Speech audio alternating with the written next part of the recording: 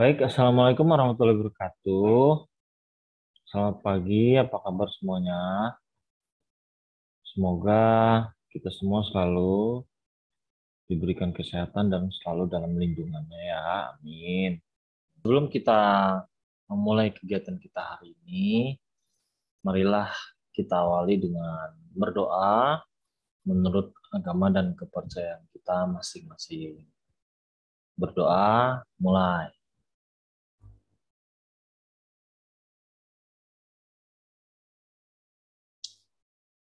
Selesai.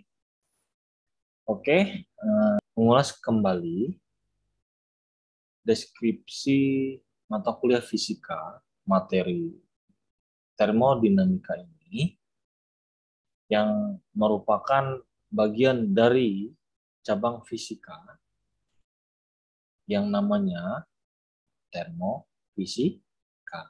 Kemarin sudah kita bahas ya terkait deskripsi dari materi ini.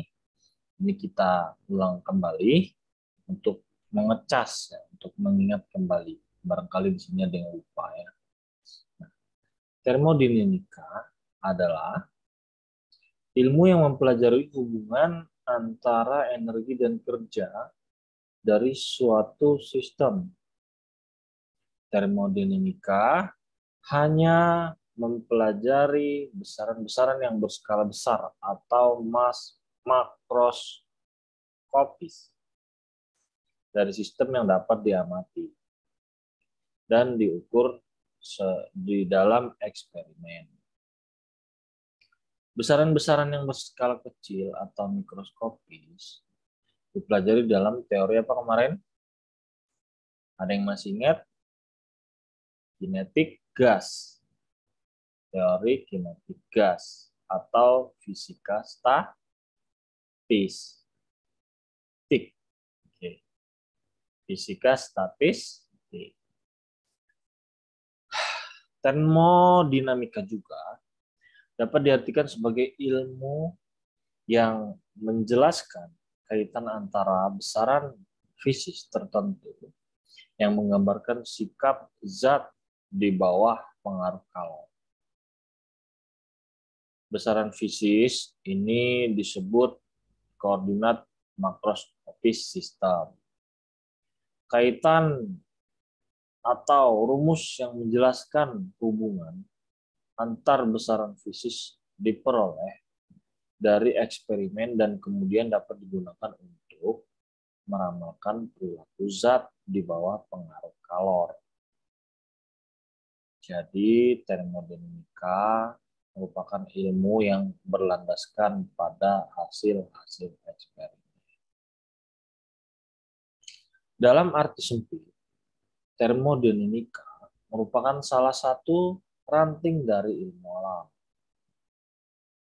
Ilmu fisika yang mempelajari materi yang ada dalam keadaan setimbang terhadap perubahan temperatur. Masih ingat kan ini? Perubahan temperatur, tekanan, volume, dan komposisi kimia. Apa aja tadi? Perubahan temperatur, tekanan, volume, dan komposisi kimia. Termodinamika didasarkan pada 4 konsepsi empiris, yaitu hukum Kernel pertama, kedua, dan ketiga termodinamika. Oleh karena itu, sebagian ahli menyatakan termodinamika merupakan ranting fisika yang mempelajari hubungan antara kalor dan kerja.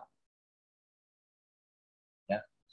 Secara umum, termodinamika ini diharapkan mencapai capaian pembelajaran untuk dapat kita semua menjelaskan kerja beberapa sistem termodinamis.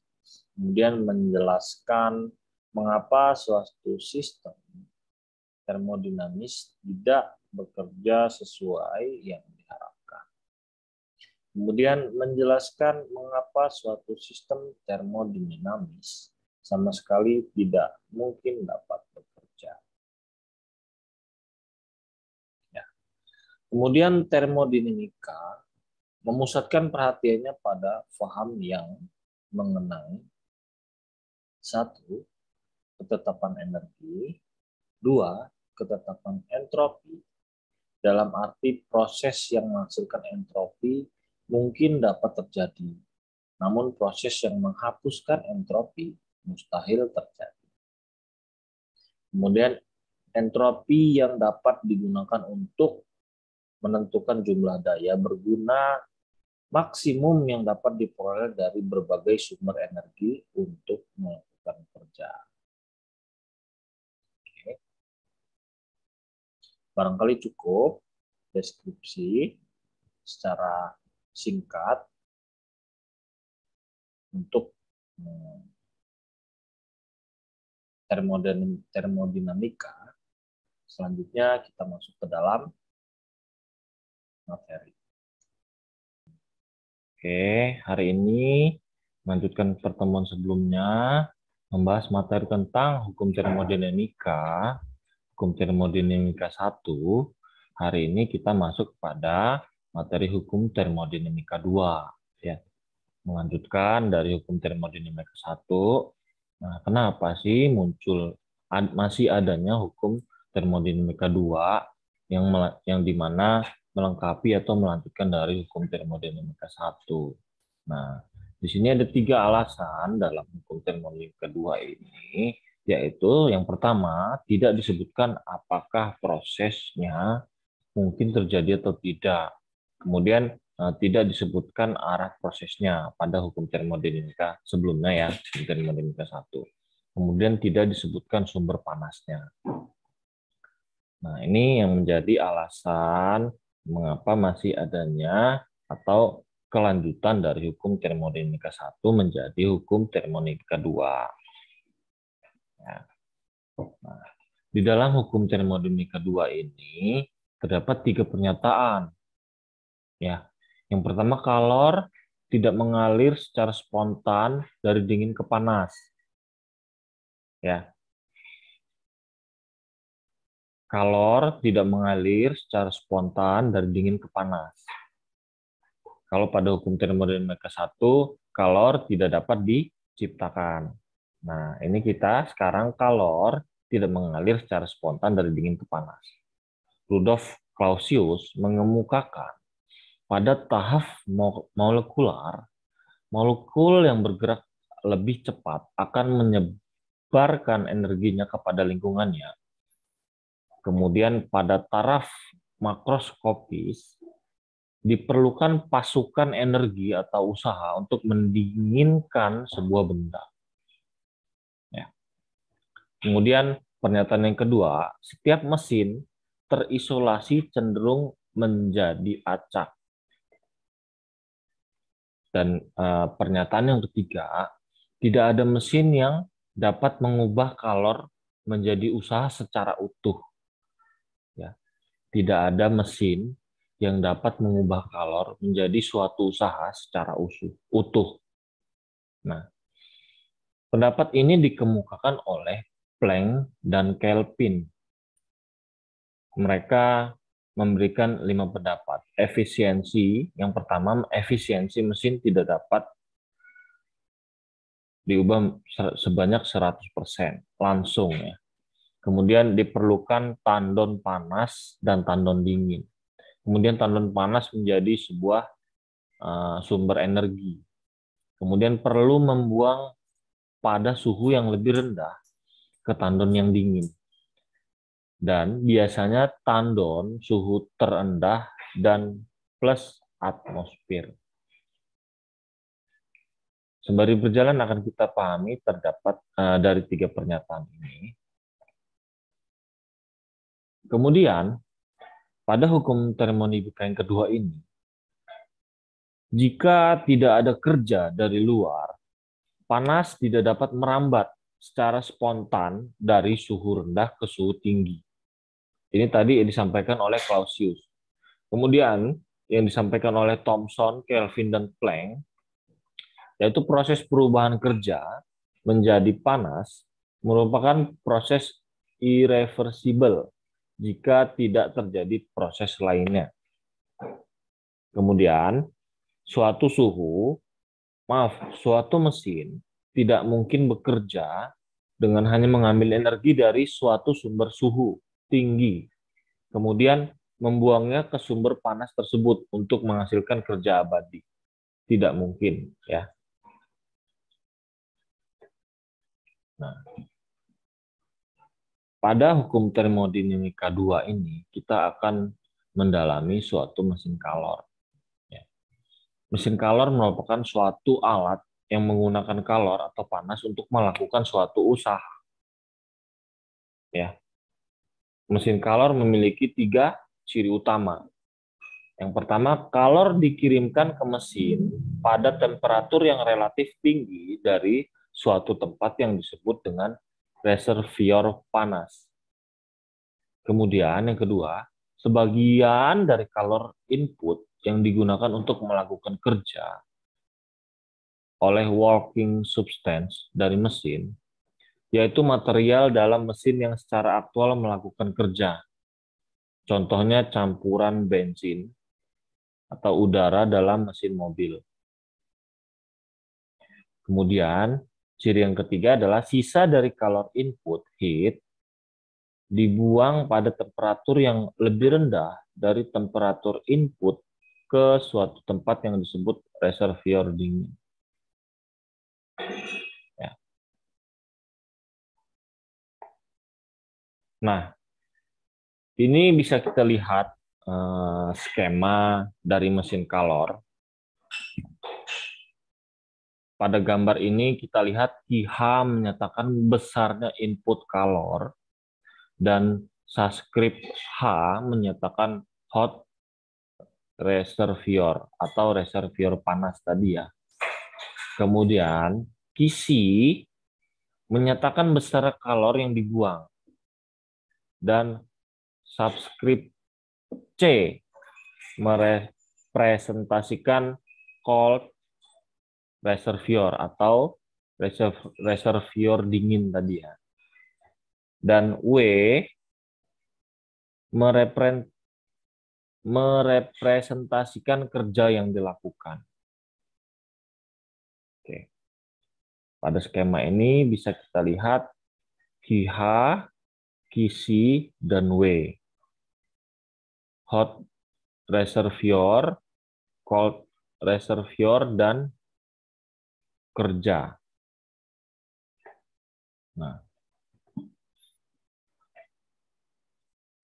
dalam usaha mesin kalor, ketika sebuah sistem melakukan proses siklus, maka tidak terjadi perubahan energi dalam sistem secara konstan. Ya. Seperti rumus termodinamika 1 sebelumnya adalah delta U sama dengan Q min W.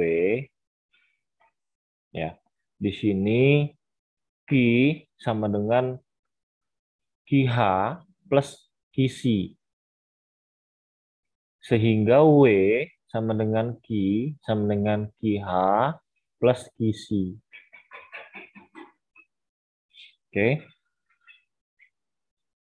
Masih belum paham? Oke, kita lanjutkan. Nah,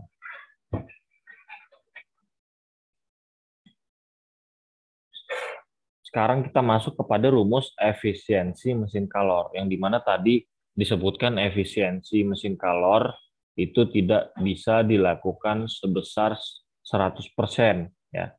Efisiensinya hanya memberikan efisiensi sebesar kurang dari 100%. Ya. Tidak mungkin tadi dilakukan efisiensi terhadap mesin kalor sebesar 100%. Nah, efisiensi yang disimbolkan dengan eta sama dengan kerja yang dilakukan dibagi dengan input panas atau UE dibagi QH. Sehingga UE sama dengan QH min QC. Dilanjutkan dengan eta sama dengan W per QH atau W dibagi QH. Sampai sini, apakah mulai mendekati paham? Belum, ya. Sekarang kita masuk kepada entropi. Entropi merupakan derajat ketidakteraturan. Ya. DS sama dengan Q per T, dan delta S sama dengan CV dt per T. Oke. Untuk pertemuan hari ini, saya tugaskan kepada kakak-kakak semua untuk membuat contoh soal dari rumus-rumus yang disebutkan di dalam hukum termodinamika 2 beserta penyelesaiannya, sehingga secara tidak langsung kita akan praktek dan akan lebih memahami. Karena dengan mendengar saja dan melihat saja tadi tentunya kurang efektif untuk bisa memahami dari rumus-rumus yang ada di dalam hukum termodinamika 2. Ya. Oke, mungkin cukup untuk pertemuan kita hari ini. Terima kasih untuk waktu dan perhatiannya.